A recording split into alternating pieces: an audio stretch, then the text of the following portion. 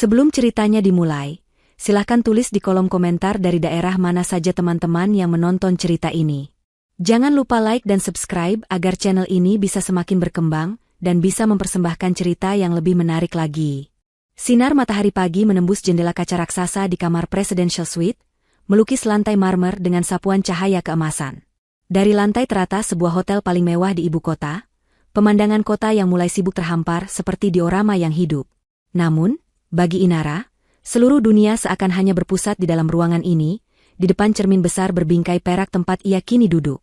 Udara di sekelilingnya beraroma lembut dari campuran lili dan mawar segar yang menghiasi setiap sudut ruangan, bersaing dengan wangi dari produk rias mahal yang kini sedang dipulaskan dengan ahli ke wajahnya. Tahan sebentar, jangan tersenyum dulu, Inara, suara lembut Rina, penata rias kenamaan itu, membuyarkan lamunan Inara. Inara menarik napas pelan, mencoba menenangkan debaran jantungnya yang sejak subuh tadi tak mau berhenti berpacu. Ini bukan debaran karena gugup atau takut, melainkan debaran kebahagiaan murni yang meluap-luap hingga ia merasa bisa terbang. Hari ini adalah harinya.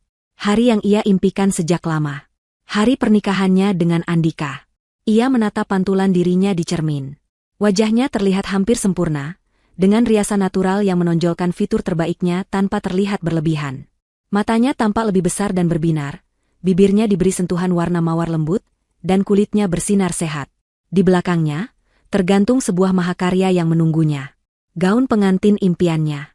Gaun itu terbuat dari satin Duchess paling halus, dengan potongan alain klasik yang memancarkan keanggunan. Seluruh bagian atasnya ditaburi ribuan kristal Swarovski kecil yang berkilauan lembut setiap kali cahaya menyentuhnya. Gaun itu adalah simbol dari semua yang ia rasakan. Murni, indah, dan penuh harapan. Andika. Mengingat nama itu saja sudah cukup untuk membuat senyum terkembang di bibir Inara. Ia ingat pertama kali mereka bertemu di sebuah pameran seni. Bukan sebuah perjodohan bisnis seperti yang sering terjadi di lingkarannya, melainkan sebuah pertemuan yang terasa begitu alami dan ditakdirkan. Andika mendekatinya bukan dengan basa-basi murahan, melainkan dengan sebuah komentar cerdas tentang lukisan abstrak yang sedang mereka pandangi. Percakapan mereka mengalir begitu saja, dari seni, bisnis, hingga impian masa depan. Andika adalah pria yang berbeda. Ia tampan, itu tidak bisa dipungkiri. Tapi yang lebih memikat Inara adalah kecerdasannya, ambisinya, dan caranya menatap Inara seolah ia adalah satu-satunya wanita di dunia. Keluarganya pun jatuh hati pada Andika. Ayahnya, Pak Suryo, seorang konglomerat yang biasanya sulit dibuat terkesan, melihat potensi besar dalam diri Andika. Beliau melihat Andika sebagai sosok pekerja keras yang membangun bisnisnya dari nol, bukan sekadar anak manja yang mengandalkan nama keluarga. Andika selalu menunjukkan rasa hormat yang luar biasa kepada Pak Suryo dan istrinya. Ia tidak pernah datang dengan tangan kosong, selalu membawakan sesuatu yang menunjukkan perhatiannya. Ia mendengarkan nasihat Pak Suryo dengan saksama dan sering meminta pendapatnya, sebuah sikap yang meluluhkan hati sang calon mertua. Dia pria yang baik, Inara. Ayah lihat cara dia memandangmu. Jaga dia baik-baik, kata ayahnya suatu malam setelah makan malam bersama Andika. Restu itu adalah segalanya bagi Inara. Lamunannya kembali terinterupsi saat pintu kamar diketuk pelan sebelum terbuka. Ibunya masuk, diikuti oleh ayahnya. Wajah ibunya langsung basah oleh air mata haru saat melihat Inara. "Putriku, kamu cantik sekali," bisik ibunya, suaranya bergetar. Ia memeluk Inara dengan hati-hati agar tidak merusak riasan dan tatanan rambutnya. "Ibu, jangan menangis. Nanti riasanku luntur," canda Inara, meskipun matanya sendiri mulai terasa panas. Pak Suryo berdiri di ambang pintu, menatap putrinya dengan tatapan yang sulit diartikan. Ada kebanggaan yang meluap, kebahagiaan yang tulus, namun juga sebersit kesedihan seorang ayah yang akan melepaskan putri satu-satunya. Ia mendekat, tangannya yang besar dan hangat menepuk pundak Inara dengan lembut. "Kamu sudah siap?" tanyanya, suaranya serak menahan emosi. Inara mengangguk mantap. "Sangat siap, ayah." Ingat pesan ayah. Pernikahan adalah sebuah kerja sama tim. Saling mendukung, saling menghormati, dan yang terpenting, saling jujur, ujar Pak Suryo. "Ayah percaya Andika bisa menjagamu. Tapi ingat, rumah ayah dan ibu akan selalu menjadi rumahmu, kapanpun kamu membutuhkannya." Kata-kata itu menghangatkan hati Inara. Ia merasa menjadi wanita paling beruntung di dunia. Memiliki keluarga yang begitu menyayanginya, dan akan menikahi pria yang begitu mencintainya. Semuanya terasa sempurna. Terlalu sempurna. Setelah kedua orang tuanya pergi untuk menyambut para tamu yang mulai berdatangan, Rina sang penata rias mulai memberikan sentuhan akhir. Nah, sudah selesai.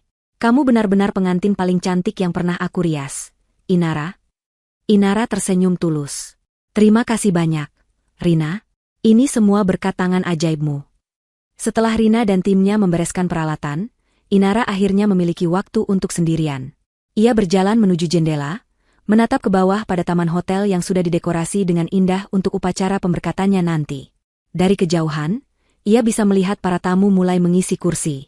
Ia meraih ponselnya yang tergeletak di meja, ingin mengirim pesan singkat untuk Andika, sekadar untuk mengatakan betapa ia tidak sabar untuk bertemu di altar. Namun, saat layar ponselnya menyala, ada sebuah notifikasi pesan dari nomor yang tidak ia kenal.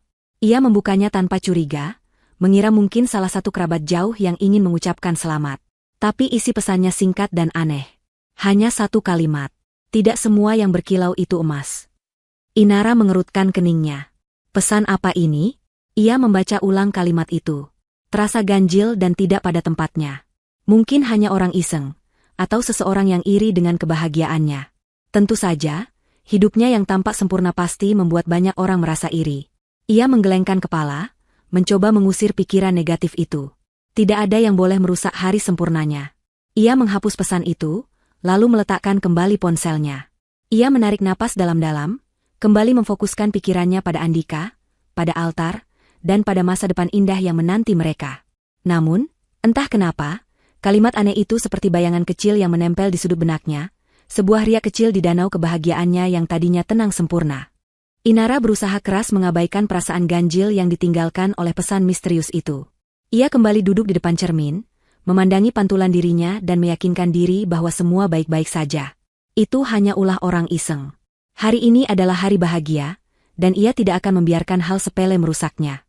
Ia merapikan lipatan kecil di gaunnya, jemarinya menelusuri kristal-kristal dingin yang terasa nyata, sebuah penegasan bahwa semua ini bukanlah mimpi.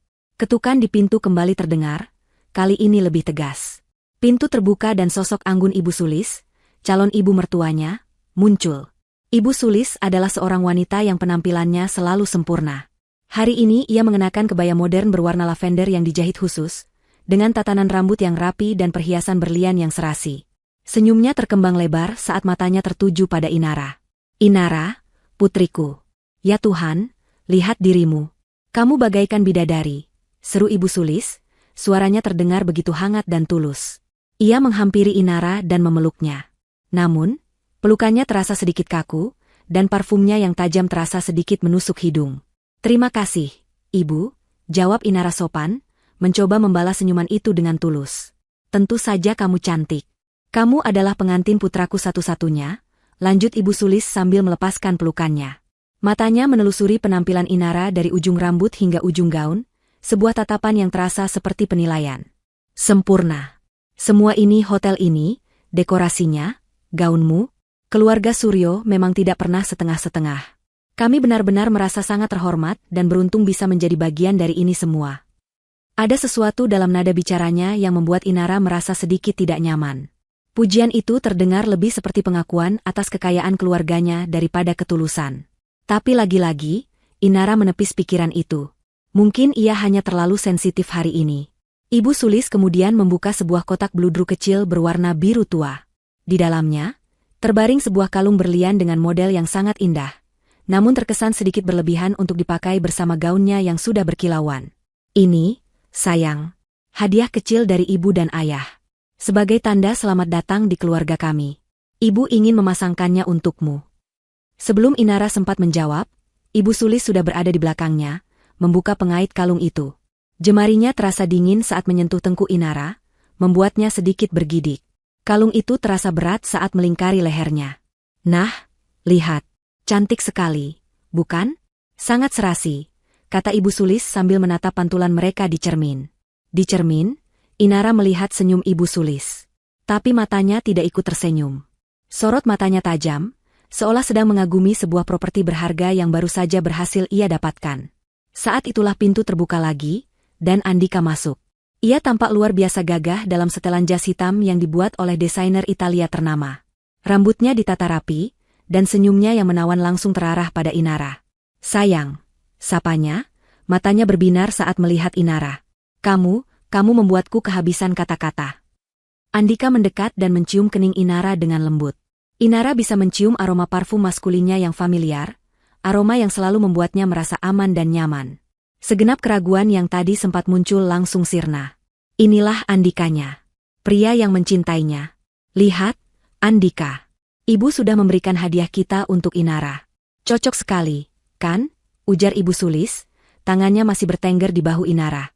Andika menatap kalung itu, lalu tersenyum pada ibunya. Pilihan ibu memang tidak pernah salah. Ia kemudian kembali menatap Inara. Aku adalah pria paling beruntung di dunia hari ini. Mereka bertiga berdiri di depan cermin, sebuah potret keluarga yang tampak sempurna. Namun, Inara merasakan sebuah dinamika yang aneh. Andika, yang biasanya begitu percaya diri, tampak sedikit tegang di hadapan ibunya.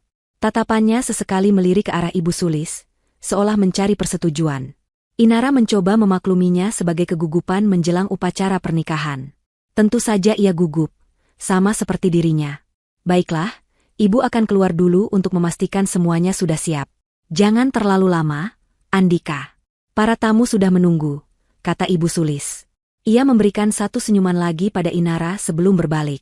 Saat hendak melangkah keluar, ia berhenti sejenak di dekat Andika. Ia mencondongkan tubuhnya dan berbisik dengan suara yang sangat pelan. Namun di keheningan ruangan itu, Inara yang sedang membelakangi mereka untuk merapikan ekor gaunnya, dapat menangkap sebagian kalimat itu dengan jelas. Suara Ibu Sulis tidak lagi hangat seperti tadi, melainkan tajam dan penuh perintah. Pastikan semua berjalan sesuai rencana. Jangan ada kesalahan, Andika. Terutama soal dokumen itu. Inara membeku. Dokumen? Dokumen apa yang mereka bicarakan? Kenapa harus dibicarakan dengan cara berbisik di hari pernikahan mereka? Suara bisikan itu, nadanya yang mendesak, terasa sangat kontras dengan suasana bahagia yang seharusnya menyelimuti mereka. Jantungnya yang tadi sudah tenang, kini mulai berdebar lagi, kali ini dengan irama yang berbeda. Irama kecurigaan. Tentu, Bu, jawab Andika singkat, juga dengan suara pelan. Ibu Sulis pun pergi, meninggalkan aroma parfumnya yang tajam di udara. Andika berbalik kembali menghadap Inara, senyumnya sudah kembali terpasang sempurna di wajahnya. Ada apa, sayang? Kamu terlihat pucat, tanya Andika, mengelus pipi Inara. Inara tergagap. Tidak apa-apa. Aku hanya sedikit gugup. Tadi, aku tidak sengaja dengar, ibu bicara soal dokumen. Dokumen apa, ya? Tanyanya, mencoba terdengar sesantai mungkin. Wajah Andika sempat menegang sepersekian detik, sebuah perubahan ekspresi yang sangat singkat namun tidak luput dari perhatian Inara. Tapi dengan cepat ia kembali tersenyum. Oh, itu. Hanya dokumen kerja sama bisnis yang baru. Ibu hanya mengingatkanku agar tidak lupa mengurusnya setelah kita pulang bulan madu. Biasalah, ibuku. Tidak ada hari tanpa bicara bisnis. Jelasnya lancar. Penjelasan itu terdengar masuk akal. Sangat masuk akal. Keluarga Andika memang terkenal pekerja keras. Namun, intuisi Inara mengatakan ada sesuatu yang salah. Cara Ibu Sulis berbisik, ekspresi sesaat di wajah Andika, semuanya terasa janggal. Seolah ada sebuah dunia lain yang berjalan di balik semua senyuman dan kemewahan ini, sebuah dunia yang tidak ia ketahui. Sebaiknya aku juga bersiap-siap. Sampai bertemu di altar, calon istriku, kata Andika, memberikan satu ciuman cepat di bibir Inara sebelum berbalik dan meninggalkan ruangan. Inara ditinggal sendirian lagi. Kehangatan dari ciuman Andika masih terasa di bibirnya, namun hawa dingin dari kalung berlian pemberian Ibu Sulis terasa lebih nyata di lehernya. Ia menatap pantulan dirinya sekali lagi. Pengantin wanita yang cantik dalam balutan gaun sempurna. Tapi kini, di matanya yang berbinar, mulai ada bayangan keraguan. Senyum di wajahnya terasa seperti sebuah topeng yang mulai retak. Pagi yang tadi terasa begitu sempurna, kini dinodai oleh bisikan dan tatapan penuh rahasia. Ruangan yang tadinya terasa seperti surga pribadi, kini terasa menyesakkan. Keheningan yang ditinggalkan Andika terasa berat, dipenuhi oleh gema bisikan Ibu Sulis yang terus terngiang di telinga Inara. Dokumen itu, sebuah kata yang sederhana, namun diucapkan dengan nada yang penuh rahasia dan kepentingan, membuatnya terdengar seperti sebuah ancaman. Inara berjalan mondar-mandir di atas karpet tebal, ekor gaunnya yang panjang menyapu lantai tanpa suara. Pikirannya berkecamuk, mencoba menyusun kepingan-kepingan teka-teki yang mengganggu. Penjelasan Andika tadi terdengar logis. Tentu saja ibunya akan mengingatkan soal pekerjaan, mereka adalah keluarga pebisnis yang ambisius. Tapi mengapa harus dengan cara seperti itu? Mengapa harus berbisik seolah ada yang tidak boleh ia dengar? Hatinya ingin sekali mempercayai Andika. Hatinya ingin menepis semua ini sebagai paranoia pengantin, dan kembali merasakan kebahagiaan murni yang ia rasakan 1 jam yang lalu. Ia sudah mencintai pria itu selama 2 tahun. Andika adalah sandarannya, masa depannya. Meragukannya terasa seperti mengkhianati fondasi dari hidup baru yang akan ia bangun. Ia berhenti di depan jendela, mencoba menenangkan diri dengan melihat pemandangan taman di bawah. Para tamu sudah hampir memenuhi semua kursi. Orkestra mini di sudut taman memainkan melodi klasik yang lembut, namun alunan musik itu gagal menenangkan debaran jantungnya. Tiba-tiba ia teringat sesuatu. Tas tangannya. Di dalamnya ada dompet, ponselnya yang satu lagi, dan sebuah bros kecil berbentuk bunga melati peninggalan neneknya. Ia ingin menyematkan bros itu di buket bunganya sebagai sesuatu yang lama dan berharga, sebuah tradisi keberuntungan. Tas itu ia tinggalkan di ruang duduk sebelah, tempat keluarganya seharusnya menunggunya sebelum ia dirias. Ruangan yang sama tempat ia mendengar bisikan tadi. Dengan sebuah tujuan yang jelas, Inara berjalan menuju pintu penghubung antara kamar riasnya dan ruang duduk suite itu. Ia akan mengambil tasnya dan mungkin, jika ada kesempatan, mencoba memahami apa yang sebenarnya terjadi. Ia melangkah sepelan mungkin, sepatu satinnya tidak menimbulkan suara. Saat tangannya meraih gagang pintu berwarna emas itu, ia menyadari pintunya tidak tertutup rapat, menyisakan celah selebar 1 jari. Dan dari celah itu, ia bisa mendengar suara-suara lagi. Jantungnya seakan berhenti berdetak. Mereka masih di sana. Suara Andika, Ibu Sulis, dan satu lagi suara pria yang lebih berat dan serak, yang ia kenali sebagai suara ayah Andika. Mereka tidak pergi untuk bersiap-siap. Mereka melanjutkan percakapan rahasia mereka. Didorong oleh campuran rasa takut dan penasaran yang tak tertahankan, Inara tidak jadi membuka pintu. Sebaliknya, ia menempelkan telinganya sedekat mungkin ke celah pintu, menahan napas. Awalnya suara mereka terdengar tidak jelas, teredam oleh pintu yang tebal. Namun kemudian suara ayah Andika terdengar lebih jelas, nadanya penuh kekhawatiran. Apa kamu yakin dia tidak curiga, Andika? Tadi aku lihat sekilas wajahnya saat kamu keluar. Dia tampak pucat. Inara merasakan dingin menjalari punggungnya. Mereka membicarakannya. Suara Andika menjawab, terdengar sedikit kesal namun penuh percaya diri yang angkuh. Dia hanya gugup. Ayah. Inara itu terlalu cinta padaku untuk bisa curiga. Dia menelan mentah-mentah penjelasanku soal dokumen bisnis tadi. Baginya, aku tidak mungkin berbohong. Wanita bodoh yang sedang jatuh cinta. Wanita bodoh. Kata-kata itu menghantam Inara seperti tamparan keras. Pria yang selama ini memujanya, yang menatapnya dengan tatapan memuja, baru saja menyebutnya wanita bodoh di belakangnya. Rasa sakit yang tajam menusuk hatinya, namun ini barulah awal. Suara dingin Ibu Sulis mengambil alih, nadanya tajam dan tidak sabar. Sudah, jangan buang waktu dengan membahas perasaan seorang gadis. Kita fokus pada rencana utama.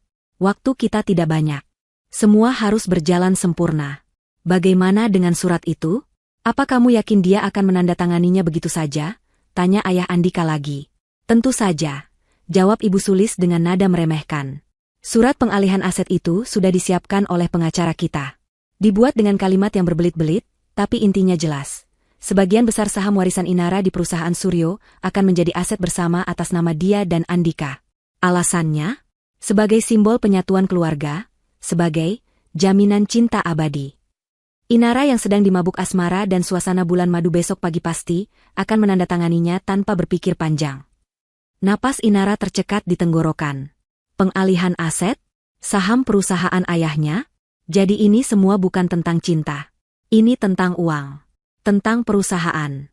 Rasa sakit di hatinya kini bercampur dengan rasa mual yang hebat. Ini pertaruhan yang besar. Sulis, kata ayah Andika lagi. Pak Suryo itu bukan orang sembarangan.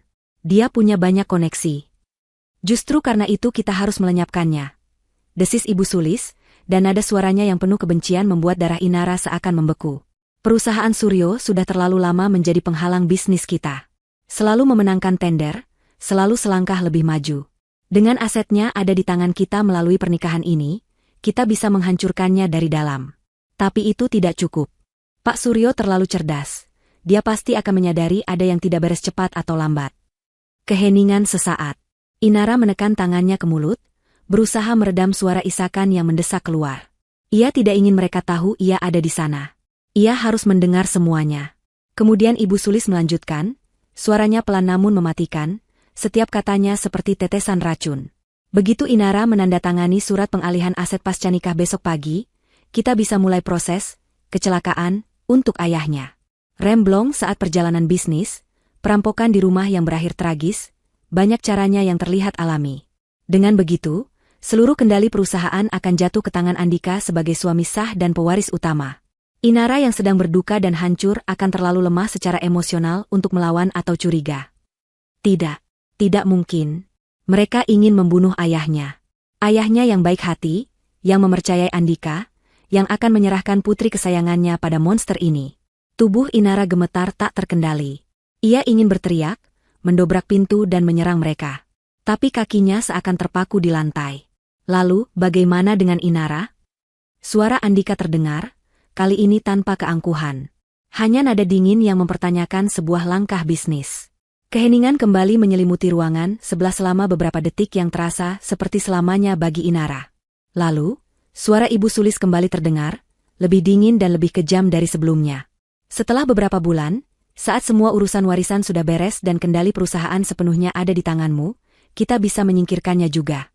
Mungkin dia tidak kuat menanggung kesedihan karena kehilangan ayahnya, lalu depresi berat dan memutuskan untuk bunuh diri. Tragis, tentu saja. Tapi sangat bisa dipercaya oleh publik. Dengan begitu, semua kekayaan keluarga Suryo akan jatuh sepenuhnya ke tanganmu, putraku.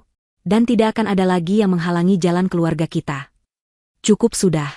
Inara tidak tahan lagi. Dunia di sekelilingnya berputar. Suara-suara itu bercampur dengan deru darah di telinganya. Bunga-bunga yang wangi kini berbau busuk. Gaun pengantin yang indah kini terasa seperti kain kafan. Pria yang ia cintai, yang akan ia nikahi, ternyata adalah calon pembunuhnya dan pembunuh keluarganya. Dongeng indahnya bukan hanya berakhir, tapi meledak menjadi sebuah mimpi buruk paling mengerikan yang tak pernah bisa ia bayangkan. Jari Inara melayang di atas layar ponselnya, tepat di atas nama, Ayah. Begitu banyak yang ingin ia teriakkan lewat telepon, tapi ia tahu itu adalah langkah yang bodoh.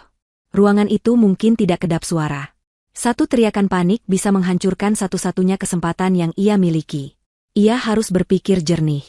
Ayahnya, Pak Suryo, adalah seorang ahli strategi. Beliau selalu mengajarkan Inara untuk berpikir 3 langkah ke depan, terutama dalam situasi krisis. Saat ini, Inara sedang berada dalam krisis terbesar dalam hidupnya.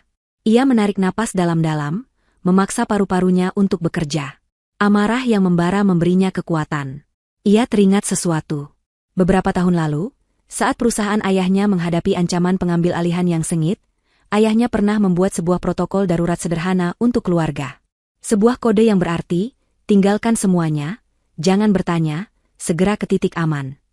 Kode itu tidak pernah mereka gunakan, hingga terasa seperti sebuah permainan paranoid saja. Tapi sekarang, permainan itu menjadi sangat nyata. Jarinya beralih dari tombol panggil ke aplikasi pesan. Ia mengetik dengan cepat, jempolnya yang gemetar beberapa kali salah menekan huruf. Ayah, Ibu, kode merah. Pintu servis di ujung koridor lantai ini. Sekarang. Jangan tanya apapun, jangan bicara pada siapapun. Aku menyusul. Percaya padaku. Ia membaca ulang pesan itu. Singkat, jelas, dan mendesak. Kata, kode merah, akan cukup untuk membuat ayahnya bergerak tanpa ragu. Ia menekan tombol kirim, dan pesan itu langsung terkirim. Sekarang ia harus menciptakan alasan untuk keluar dari ruangan ini. Ia tidak bisa lari begitu saja dengan gaun sebesar ini, tanpa menimbulkan kecurigaan. Ia segera menelepon nomor Mita, asisten pribadinya sekaligus sahabatnya yang bertugas sebagai kepala pengiring pengantin. Halo, Inara, kamu sudah siap? MC sudah mau memanggil namamu. Suara Mita terdengar ceria di seberang sana. Inara mengubah suaranya menjadi lemah dan serak. Mita, tolong aku, bisiknya, menyisipkan sedikit isakan palsu. Kepalaku pusing sekali. Aku mual. Aku rasa aku kena serangan panik. Apa? Ya Tuhan, Inara. Aku kesana sekarang. Apa perlu kupanggilkan tim medis? Kepanikan Mita terdengar tulus. Jangan, potong Inara cepat. Suaranya dibuat lebih tegas. Jangan panggil siapa-siapa, jangan buat keributan. Aku tidak mau semua orang panik. Aku hanya butuh ayah dan ibu. Tolong, Mita, cari mereka. Bilang pada mereka aku butuh mereka di kamarku sekarang juga. Hanya mereka berdua. Aku tidak mau bertemu orang lain. Tapi, Ra, kumohon, Emite. Aku mohon. Hanya ayah dan ibuku. Setelah itu, tolong tahan siapapun yang mau masuk ke kamarku setidaknya selama 10 menit. Bilang aku sedang ditenangkan oleh orang tuaku. Bilang aku butuh privasi. Perintah Inara, nadanya kini tidak memberikan ruang untuk dibantah. Baik-baik, Ra. Aku akan cari mereka sekarang. Jawab Mita, akhirnya mengerti keseriusan permintaan itu. Inara menutup telepon. 1 langkah selesai. Ia tahu Mita bisa diandalkan. Sekarang langkah kedua, bukti. Ia ingat ponselnya yang ia letakkan di dekat pintu untuk merekam. Apakah ia berhasil merekamnya? Dengan jantung berdebar, ia menyelinap kembali ke pintu penghubung. Suara dari dalam sudah tidak terdengar. Mungkin mereka sudah pergi ke ballroom. Ia membuka pintu dengan sangat perlahan, mengintip ke dalam. Ruangan itu kosong. Ponselnya tergeletak di atas meja kecil di dekat pintu, persis di tempat ia meninggalkannya. Ia menyambar ponsel itu dan cepat-cepat kembali ke kamar rias, mengunci pintu di belakangnya. Ia membuka aplikasi perekam suara. Di sana ada sebuah file rekaman berdurasi hampir 7 menit. Ia menekan tombol putar, menempelkan ponsel ke telinganya, dan memutar volume sekecil mungkin. Suara mereka terdengar jelas. Suara Andika yang menyebutnya, wanita bodoh. Suara Ibu Sulis yang merencanakan kecelakaan untuk ayahnya. Rencana untuk membuatnya bunuh diri. Semuanya terekam di sana. Bukti kejahatan mereka ada di tangannya. Rasa lega yang singkat menjalari dirinya, sebelum digantikan kembali oleh desakan waktu. Ia segera mengirim file rekaman itu ke alamat email pribadinya dan ke penyimpanan cloud, lalu menghapusnya dari ponsel tersebut untuk menghilangkan jejak. Tepat saat ia menekan tombol hapus, terdengar ketukan di pintu kamarnya. Bukan ketukan lembut seperti yang dilakukan ibunya, melainkan ketukan yang tegas dan tidak sabar. Inara, ini aku, wedding organizer-nya. Apa semuanya baik-baik saja? Acara harus segera dimulai. Jantung Inara mencelos. Ia menelan ludah, mencoba membuat suaranya terdengar normal. Iya, sebentar lagi. Aku hanya perlu merapikan gaunku. 5 menit lagi aku keluar. Jawabnya, berharap suaranya tidak terdengar gemetar. Baik, kami tunggu di depan, jawab suara itu. Inara bisa mendengar langkah kaki menjauh. Ia baru saja lolos. Ia melirik ke arah pintu utama, lalu ke arah pintu lain yang lebih kecil di sudut ruangan. Itu adalah pintu akses staf, terhubung langsung ke koridor servis. Itu adalah jalan keluarnya. Ponselnya bergetar. Sebuah pesan dari ayahnya. Hanya 2 kata. Kami jalan. Waktunya telah tiba. Inara tidak berpikir 2 kali. Ia tidak peduli lagi pada gaun mewahnya. Ia merobek bagian bawah gaunnya yang menjuntai panjang dengan sekuat tenaga.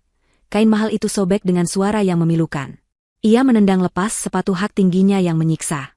Dengan gaun yang kini compang-camping di bagian bawah dan kaki telanjang, ia berlari tanpa suara menuju pintu servis. Setiap langkah adalah pernyataan perang.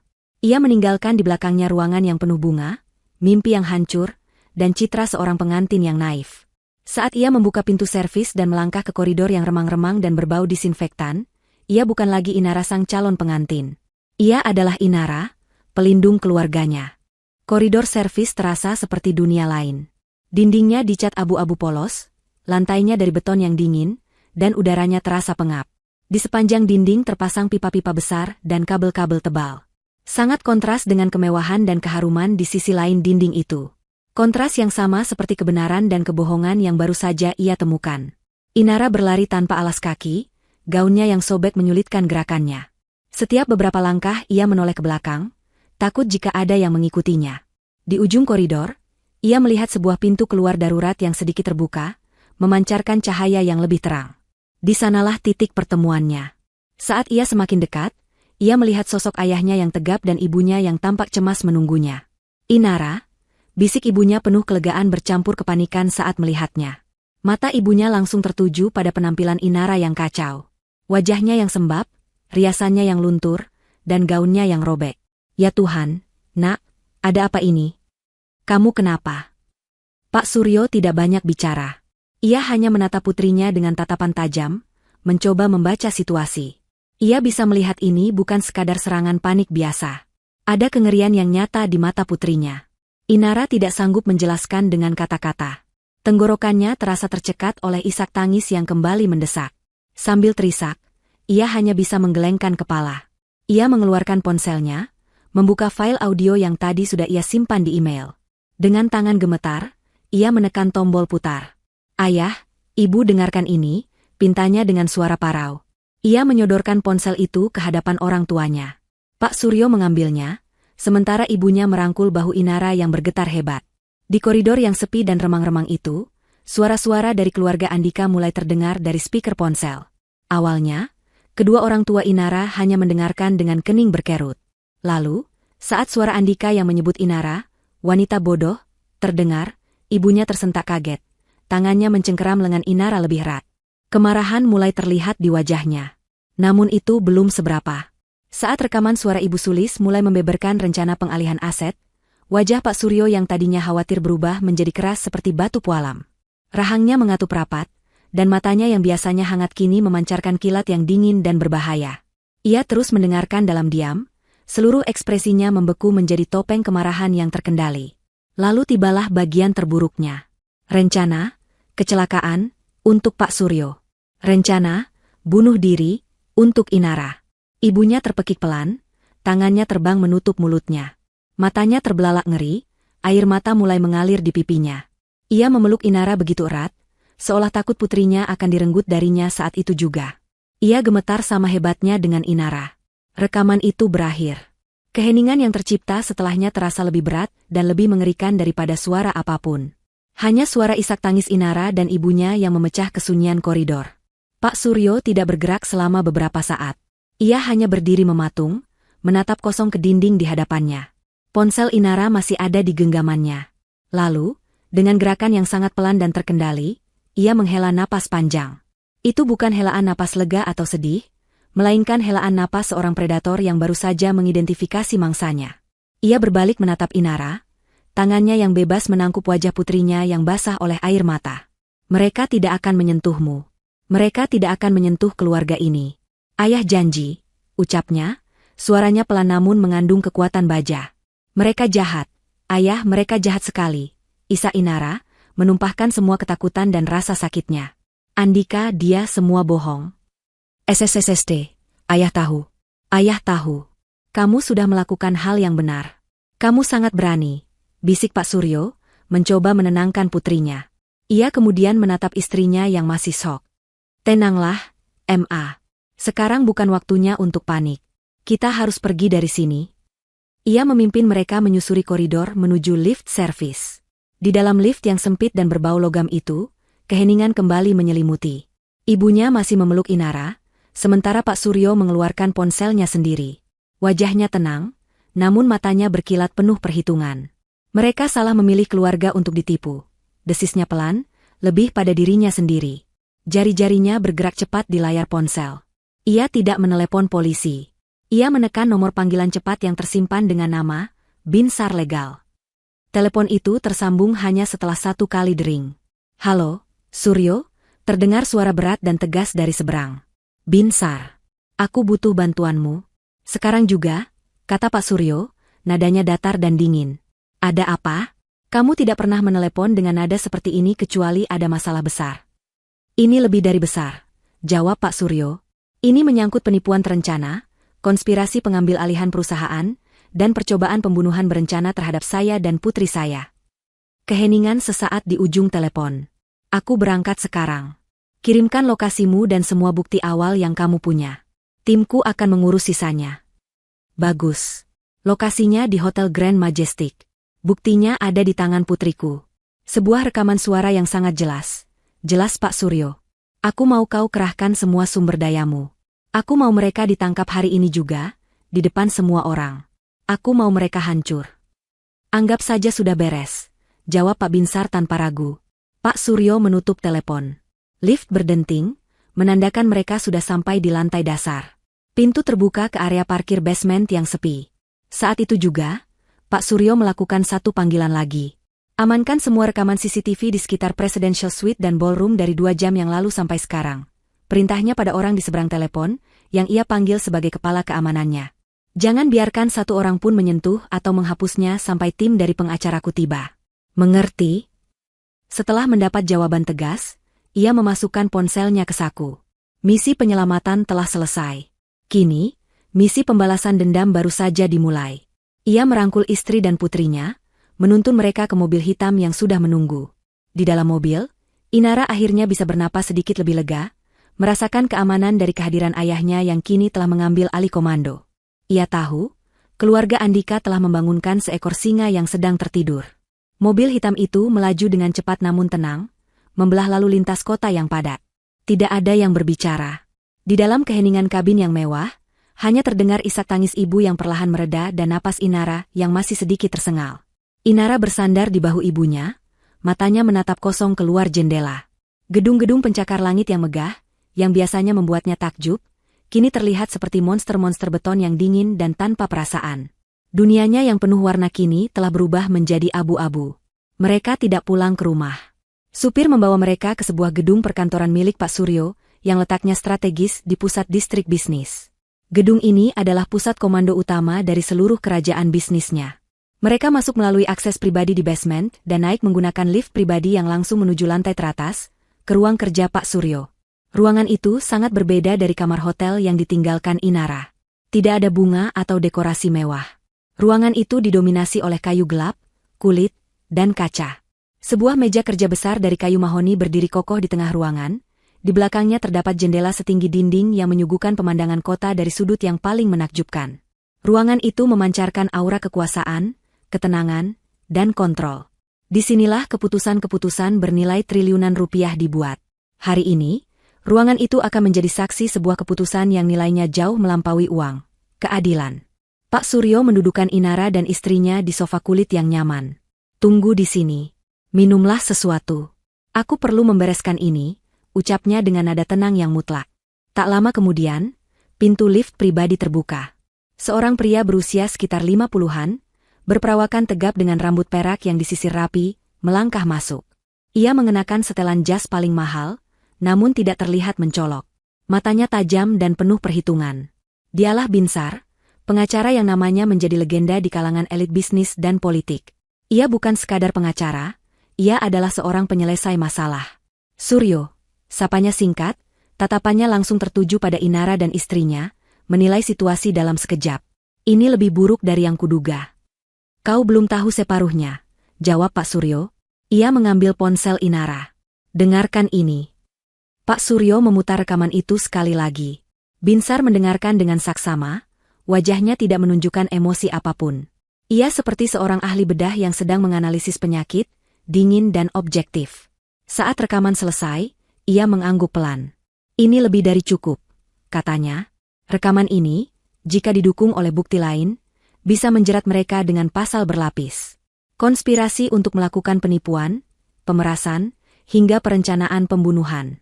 Hukumannya bisa seumur hidup. Ia kemudian menoleh pada Inara, tatapannya melembut, namun tetap profesional. Inara, kamu sangat berani. Apa yang kamu lakukan hari ini telah menyelamatkan nyawa ayahmu dan dirimu sendiri. Sekarang, aku perlu kamu untuk tetap kuat.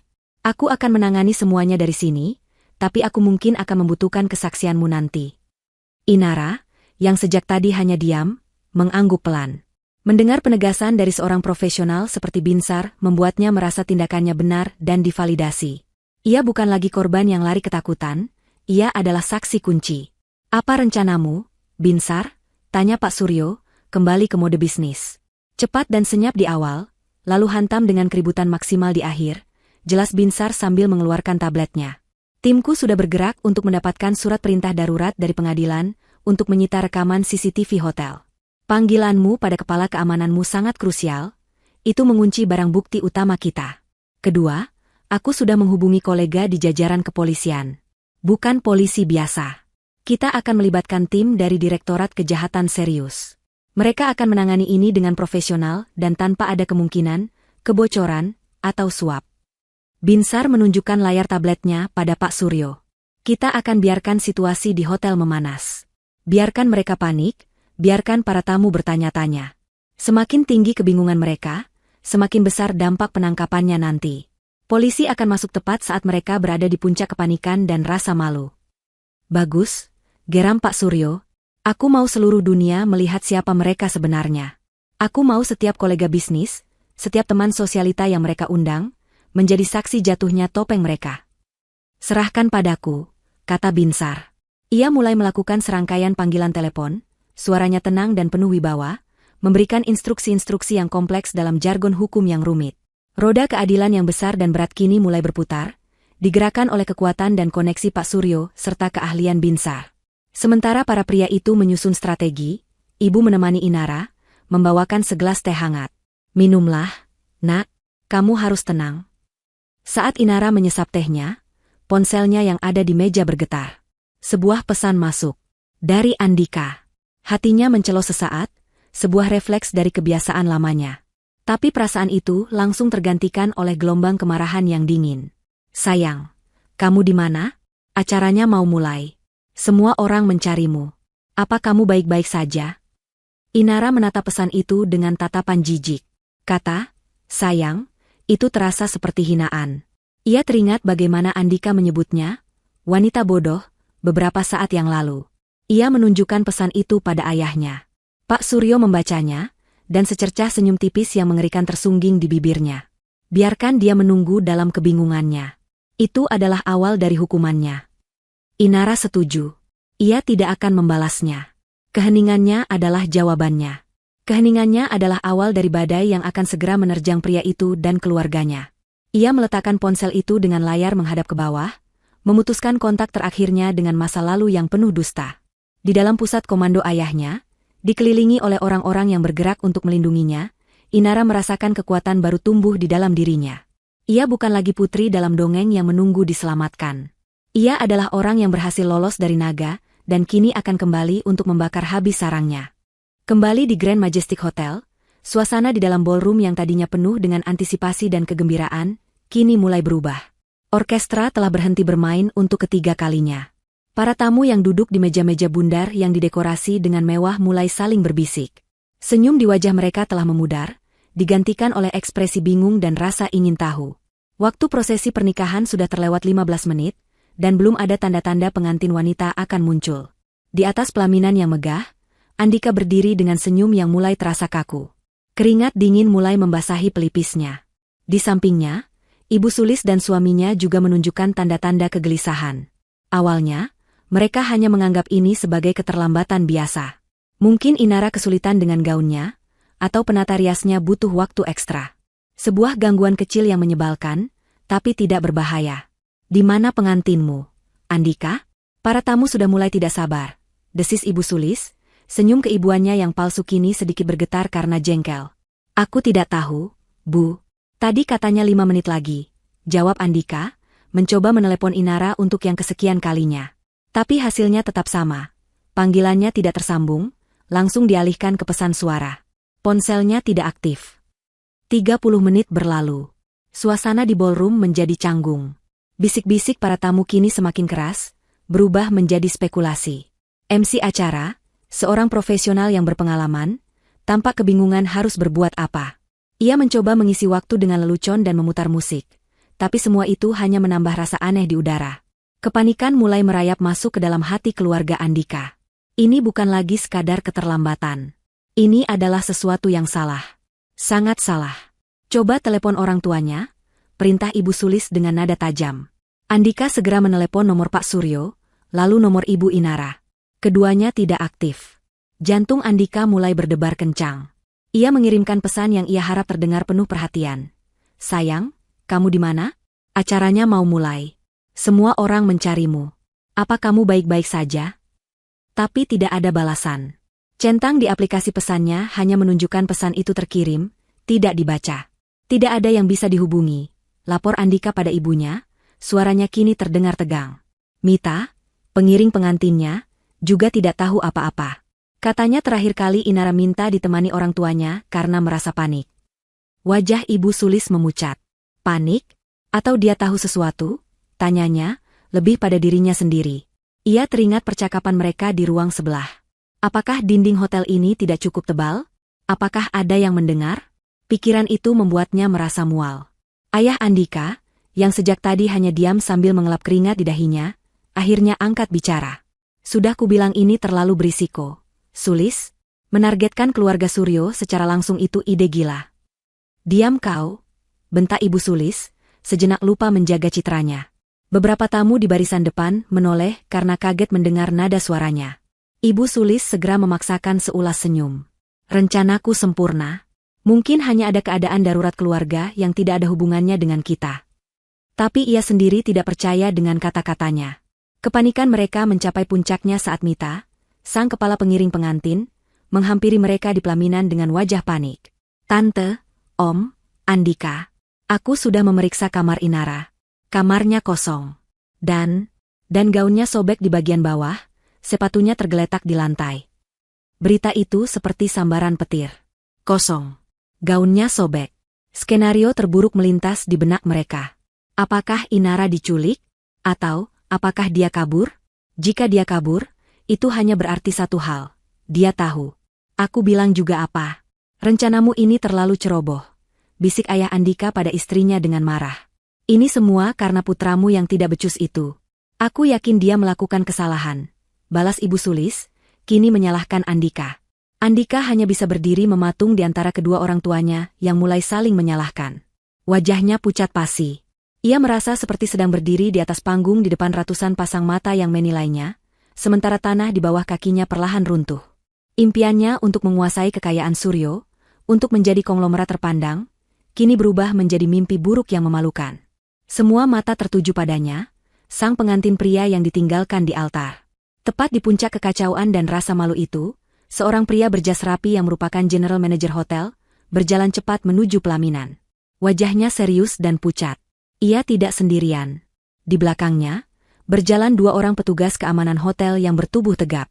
Pemandangan itu langsung menarik perhatian seluruh tamu di ballroom. Suasana menjadi hening seketika. Sang manajer berhenti tepat di hadapan Andika dan keluarganya. Ia membungkuk sedikit, namun tidak ada keramahan dalam sikapnya. Bapak Andika, Ibu Sulis, katanya dengan suara yang jelas dan formal, cukup keras untuk didengar oleh meja-meja terdekat. Mohon maaf mengganggu. Ada pihak berwenang yang ingin berbicara dengan Anda. Jantung keluarga Andika seakan berhenti berdetak. Pihak berwenang. Polisi. Itu adalah kata-kata yang paling mereka takuti. Mereka saling pandang, mata mereka terbelalak ngeri. Mereka tahu, ini adalah akhir dari segalanya. Permainan telah usai, dan mereka kalah telak. Di atas panggung pernikahan mereka yang megah, di bawah sorotan lampu kristal dan tatapan ratusan tamu, kebohongan mereka akhirnya terkuak. Kata-kata General Manager Hotel menggantung di udara yang tegang, menyedot sisa-sisa oksigen dari paru-paru keluarga Andika. Pihak berwenang. Dua kata itu adalah lonceng kematian bagi rencana mereka, bagi reputasi mereka, bagi kebebasan mereka. Wajah Ibu Sulis yang tadinya pucat kini berubah menjadi merah padam karena amarah dan kepanikan yang tak bisa lagi ia sembunyikan. Andika hanya bisa menatap kosong, pikirannya tidak mampu lagi memproses apa yang sedang terjadi. Seperti sebuah adegan dalam film laga yang bergerak lambat, pintu utama ballroom yang megah itu terbuka lebar. Seluruh tamu serentak menoleh. Bukan Inara dalam gaun pengantinnya yang muncul. Yang masuk adalah sekelompok pria berpenampilan serius. 4 orang mengenakan setelan jas gelap yang rapi, berjalan dengan langkah tegap dan penuh keyakinan. Mereka dipimpin oleh seorang pria parubaya dengan wajah tegas dan tatapan mata setajam elang. Di belakang mereka, menyusul beberapa petugas polisi berseragam, menciptakan kontras yang mencolok dengan suasana pesta yang mewah. Keheningan total menyelimuti ballroom. Suara denting gelas atau batu kecil pun tidak terdengar. Ratusan pasang mata kini terpaku pada rombongan yang berjalan lurus membelah kerumunan, tidak menoleh ke kanan atau kiri, dengan tujuan yang sangat jelas, panggung pelaminan. Mereka berhenti tepat di depan panggung, di bawah undakan tempat keluarga Andika berdiri, seperti patung lilin yang mulai meleleh. Pria yang memimpin rombongan itu menatap langsung ke arah mereka bertiga, tatapannya dingin dan tanpa emosi. Selamat malam, sapanya, suaranya tenang namun bergema di keheningan ruangan. Saya Detektif Utama Rahman dari Direktorat Kriminal Khusus. Saya di sini untuk berbicara dengan Bapak Andika Pratama, Ibu Sulis Wijojo, dan Bapak Hartono Wijojo. Ibu Sulis, didorong oleh sisa-sisa arogansinya, mencoba mengambil kendali. Ada apa ini? Anda tidak bisa seenaknya masuk dan mengacaukan acara keluarga kami. Anda tahu siapa kami? Detektif Rahman tidak terintimidasi. Ia bahkan tidak berkedip. Saya tahu persis siapa Anda, Bu Sulis, jawabnya dengan nada datar. Dan karena itulah kami di sini. Anda bertiga kami amankan malam ini untuk dimintai keterangan lebih lanjut. Atas dasar apa? Tanya ayah Andika, suaranya bergetar. Detektif Rahman mengeluarkan sebuah surat dari saku jasnya. Atas dasar laporan dan bukti awal yang sangat kuat. Anda bertiga diduga telah melakukan tindak pidana konspirasi untuk melakukan penipuan, percobaan pemerasan, dan yang paling serius, keterlibatan dalam perencanaan tindak kejahatan yang dapat membahayakan nyawa Tuan Suryo Adiwijaya dan putrinya, Inara Suryo Adiwijaya. Nama Inara dan ayahnya yang disebut dengan lantang membuat seluruh tamu tersentak. Bisik-bisik ngeri mulai terdengar. Jadi ini bukan pengantin yang kabur. Ini adalah sesuatu yang jauh lebih gelap. Ini konyol. Ini pasti salah paham. Mana buktinya? Pekik Ibu Sulis, suaranya kini terdengar melengking. Buktinya? Detektif Rahman tersenyum tipis tanpa humor. Kami memiliki rekaman suara yang sangat eksplisit, di mana Anda bertiga dengan detail merencanakan kejahatan tersebut. Bukti itu juga telah dikuatkan oleh rekaman CCTV dari hotel ini, yang sudah kami amankan beberapa saat yang lalu. Saya rasa itu lebih dari cukup untuk memulai. Rekaman suara. Rekaman CCTV. Andika langsung teringat pada kecurigaan Inara soal dokumen itu. Ia teringat wajah pucat Inara. Saat itu juga, ia sadar. Ia telah diremehkan. Mereka semua telah diremehkan oleh gadis yang mereka anggap bodoh dan naif. Inara tidak kabur karena takut. Ia pergi untuk melawan. 2 orang petugas berseragam naik ke atas panggung. Mereka mendekati ayah Andika terlebih dahulu. Maaf, Pak. Mohon ulurkan tangan Anda. Ayah Andika tampak seperti akan pingsan. Ia tidak melawan saat pergelangan tangannya ditarik dan sebuah borgol logam yang dingin dipasangkan. Suara, klik, dari borgol itu terdengar begitu keras di ruangan yang hening, seperti suara palu hakim yang mengetuk vonis. Berikutnya adalah Ibu Sulis. Ia meronta. Jangan sentuh saya. Lepaskan saya. Kalian akan menyesal. Teriaknya, citra anggunnya kini luntur total, digantikan oleh wajah seorang penjahat yang terpojok. Tapi perlawanannya sia-sia. Borgol kedua terpasang di tangannya. Terakhir, petugas mendekati Andika. Sang pengantin pria. Ia berdiri lunglai dengan setelan jasnya yang mahal, bunga mawar putih di kerahnya kini tampak layu. Ia tidak melawan sama sekali. Saat borgol terpasang di tangannya, ia hanya bisa menunduk dalam-dalam. Malu, hancur, dan kalah. Mimpi indahnya menjadi seorang raja berakhir dengan ia menjadi seorang pesakitan. Para tamu undangan kini tidak lagi hanya berbisik. Banyak dari mereka yang mengeluarkan ponsel, merekam momen yang luar biasa ini. Kejatuhan keluarga Widjojo disiarkan langsung dari pesta pernikahan mereka sendiri. Kilatan lampu blitz dari beberapa wartawan yang berhasil menyelinap masuk menambah drama pada adegan itu. Saat mereka digiring menuruni panggung, melewati para tamu yang menatap dengan campuran ngeri, kasihan, dan jijik, Andika mengangkat kepalanya sejenak. Matanya yang putus asa memandang ke sekeliling ballroom yang indah, tempat yang seharusnya menjadi saksi kemenangannya. Pandangannya kemudian berhenti pada sebuah titik hitam di sudut langit-langit. Sebuah kamera CCTV, dengan lampu merah kecil yang berkedip. Di momen itu, ia tahu. Inara sedang menonton. Di suatu tempat yang aman, Inara dan keluarganya sedang menyaksikan semua ini. Ia tidak hanya dikalahkan oleh kekuatan Pak Suryo. Ia telah dihancurkan oleh kecerdasan dan keberanian gadis yang cintanya ia hianati. Di tatapan terakhirnya pada kamera itu, tidak ada lagi cinta atau penyesalan, yang ada hanyalah pengakuan atas kekalahan total yang mutlak. Seminggu telah berlalu sejak malam pernikahan yang kacau itu. Media massa berpesta pora. Setiap stasiun televisi, portal berita online, dan surat kabar menjadikan skandal pernikahan konglomerat sebagai berita utama mereka. Foto-foto Andika dan keluarganya yang diborgol dengan latar belakang pelaminan mewah terpampang di mana-mana. Kebenaran yang tadinya hanya didengar oleh Inara di balik pintu, kini menjadi konsumsi publik. Di ruang keluarga rumahnya yang hangat dan nyaman, Inara duduk di sofa bersama kedua orang tuanya. Tidak ada lagi gaun pengantin atau suasana tegang. Inara mengenakan pakaian santai, rambutnya tergerai alami, dan di tangannya ada secangkir teh melati hangat. Di layar televisi besar di hadapan mereka, seorang pembawa berita sedang memberikan laporan perkembangan terbaru kasus tersebut. Polisi mengonfirmasi bahwa bukti rekaman suara dan rekaman CCTV telah diverifikasi keasliannya, kata sang pembawa berita. Penyelidikan lebih lanjut terhadap bisnis keluarga Widjojo juga telah mengungkap adanya riwayat praktik curang dan beberapa kasus penipuan skala kecil di masa lalu. Diduga, rencana untuk mengambil alih perusahaan milik Suryo Adiwijaya adalah puncak dari ambisi kriminal mereka. Seluruh aset milik keluarga Wijojo kini telah dibekukan oleh pihak berwenang sambil menunggu proses hukum lebih lanjut. Inara mendengarkan semua itu dengan perasaan yang aneh. Bukan lagi rasa sakit atau marah. Yang ia rasakan adalah ketenangan. Seolah sebuah babak yang kelam dan beracun dalam hidupnya telah ditutup secara paksa, dan ia bisa bernapas lega. Ia tidak lagi merasa seperti korban. Ia merasa seperti seorang penyintas. Ibunya mengelus punggungnya dengan lembut. "Apa kamu baik-baik saja, Nak?" Inara menoleh dan tersenyum. Senyum tulus pertamanya dalam seminggu. "Aku baik-baik saja, Bu. Sungguh. Rasanya seperti beban yang sangat berat terangkat dari pundakku." Pak Suryo, yang duduk di kursi tunggalnya, mematikan televisi dengan remote. Ia menatap putrinya dengan tatapan penuh kebanggaan yang belum pernah Inara lihat sebelumnya. "Ayah tidak pernah meragukan kekuatanmu, tapi apa yang kamu lakukan hari itu, keberanianmu, kecerdasanmu untuk bertindak cepat, kamu bukan hanya menyelamatkan nyawa ayah, Inara. Kamu telah menyelamatkan martabat dan masa depan keluarga kita," kata Pak Suryo, suaranya terdengar tulus dan sedikit bergetar. "Kamu bukan lagi sekadar putri kesayangan ayah. Kamu adalah pahlawan keluarga ini." Kata-kata itu menghangatkan hati Inara lebih dari apapun. Semua rasa sakit karena pengkhianatan Andika terasa begitu kecil dibandingkan dengan rasa cinta dan kebanggaan yang ia rasakan dari keluarganya saat itu.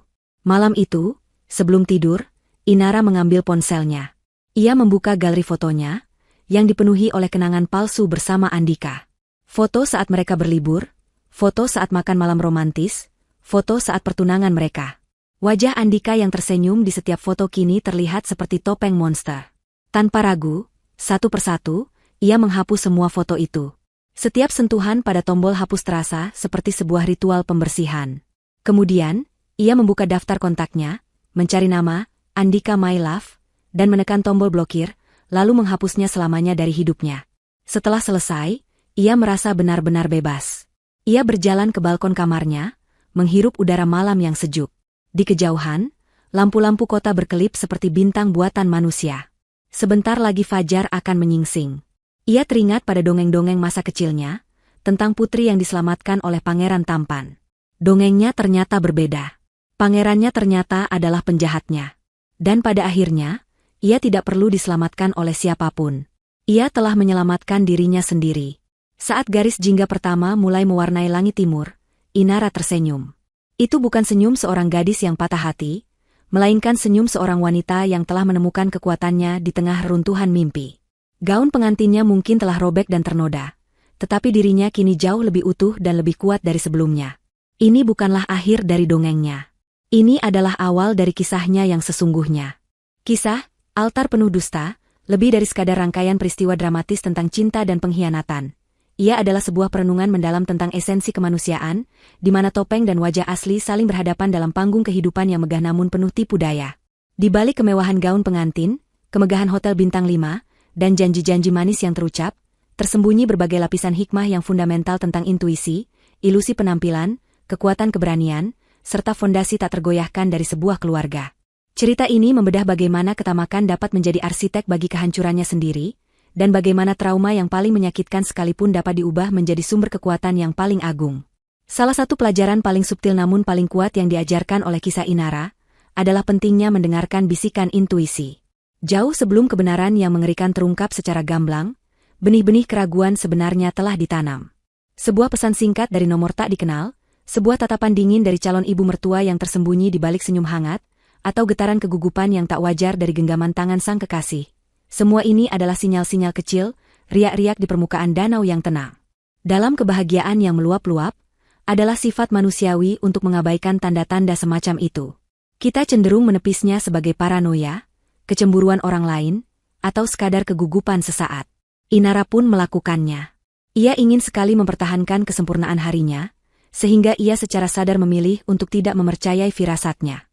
Namun, cerita ini menunjukkan bahwa intuisi adalah sistem pertahanan paling purba dan paling jujur yang kita miliki. Ia adalah akumulasi dari pengalaman bawah sadar yang mampu mengenali pola-pola ketidaksesuaian yang seringkali luput dari analisis logika. Mengabaikan intuisi demi menjaga sebuah ilusi kebahagiaan pada akhirnya hanya menunda datangnya kebenaran yang menyakitkan, dan seringkali memperbesar dampak kehancurannya. Beranjak dari dunia internal intuisi, cerita ini dengan gamblang membentangkan pelajaran tentang betapa menipunya penampilan luar. Keluarga Widjojo adalah perwujudan sempurna dari fasad yang berkilauan. Andika adalah pangeran tampan yang karismatik dan penuh perhatian. Ibu Sulis adalah matriark yang anggun, keibuan, dan bijaksana. Mereka memproyeksikan citra kesuksesan, kehormatan, dan kehangatan keluarga yang membuat semua orang, termasuk keluarga Suryo yang cerdas, terpesona. Namun, di balik polesan mahal dan tutur kata yang santun itu, bersemayam sebuah kekosongan moral yang diisi oleh ketamakan yang tak terbatas. Mereka bukanlah keluarga, melainkan sebuah sindikat kejahatan yang terikat oleh ambisi bersama untuk meraih kekuasaan dan kekayaan dengan cara menghancurkan orang lain. Kisah ini menjadi pengingat yang keras bahwa status sosial, kekayaan materi, dan pesona pribadi bukanlah tolok ukur karakter. Seseorang bisa memiliki segalanya di mata dunia, namun tidak memiliki apa-apa di dalam jiwanya. Sebaliknya, kekuatan sejati seringkali tidak bersuara keras. Ia hadir dalam ketenangan dan kebijaksanaan Pak Suryo, atau dalam kelembutan tulus Ibu Inara, yang mungkin tidak semenonjol pesona keluarga Widjojo, tetapi memiliki kedalaman dan ketulusan yang asli. Namun, pemahaman akan kebusukan di balik topeng yang indah tidak akan berarti apa-apa tanpa adanya keberanian untuk bertindak. Disinilah karakter Inara mengalami transformasi yang paling fundamental. Saat mendengar kebenaran di balik pintu, dunianya hancur. Reaksi pertamanya adalah syok, sakit hati, dan ketakutan, reaksi yang sangat manusiawi. Ia bisa saja tetap menjadi korban, menangis dalam kepasrahan, atau secara gegabah mengkonfrontasi mereka dan mungkin berakhir menjadi korban dari rencana mereka. Tapi ia memilih jalan yang berbeda.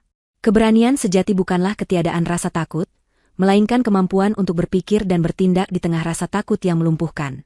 Di tengah hatinya yang hancur berkeping-keping, Inara menemukan kekuatan untuk mengubah rasa takutnya menjadi bahan bakar. Ia secara strategis merekam percakapan mereka, sebuah tindakan cerdas yang mengubah gosip menjadi bukti hukum. Ia menyusun rencana pelarian yang terkalkulasi, menggunakan orang kepercayaannya untuk menciptakan pengalih perhatian. Keberanian Inara bukanlah keberanian fisik seorang prajurit, melainkan keberanian intelektual dan moral. Ia berani menghadapi kenyataan terpahit, dan ia berani melawan, bukan dengan otot, tetapi dengan otak. Tindakannya membuktikan bahwa satu orang yang berani, bahkan dalam kondisi paling rentan sekalipun, dapat menjadi katalisator yang meruntuhkan sebuah kerajaan kebohongan. Kekuatan untuk berani ini tidak muncul dari ruang hampa. Ia diperkuat dan divalidasi oleh fondasi yang paling penting dalam hidup Inara, keluarganya. Kisah ini menyajikan kontras yang tajam antara dua definisi, keluarga. Bagi keluarga Widjojo, ikatan mereka adalah transaksional, diikat oleh keserakahan. Ketika rencana mereka mulai goyah, ikatan itu langsung retak. Mereka mulai saling menyalahkan, menunjukkan betapa rapuhnya aliansi yang dibangun di atas niat jahat. Sebaliknya, keluarga Suryo menunjukkan arti sejati dari sebuah ikatan. Saat Inara datang membawa berita buruk dalam keadaan hancur, reaksi pertama mereka adalah perlindungan dan dukungan tanpa syarat. Pak Suryo tidak membuang waktu untuk meratapi nasib atau menyalahkan putrinya karena terlalu percaya. Ia langsung beralih ke mode pelindung, mengaktifkan seluruh sumber dayanya untuk memastikan keamanan keluarganya dan merancang serangan balasan. Ia adalah personifikasi dari kekuatan yang tenang. Di saat paling genting, ia tidak panik, melainkan menjadi lebih fokus dan lebih berbahaya bagi musuh-musuhnya. Ini adalah pelajaran yang sangat mendalam. Di saat krisis, saat semua teman dan kemewahan duniawi mungkin meninggalkan kita, keluarga sejati adalah pelabuhan terakhir yang akan selalu ada, memberikan kekuatan saat kita lemah dan menjadi kompas saat kita kehilangan arah. Pada akhirnya, cerita ini adalah sebuah alegori tentang karma, sebuah penegasan bahwa ketamakan adalah arsitek bagi kehancurannya sendiri. Keluarga Widjojo tidak kekurangan apapun. Mereka sudah kaya dan terpandang.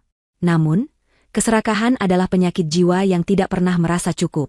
Keinginan mereka untuk memiliki apa yang menjadi milik keluarga Suryo, hasrat patologis untuk mendominasi dan menghancurkan saingan, menjadi awal dari akhir mereka.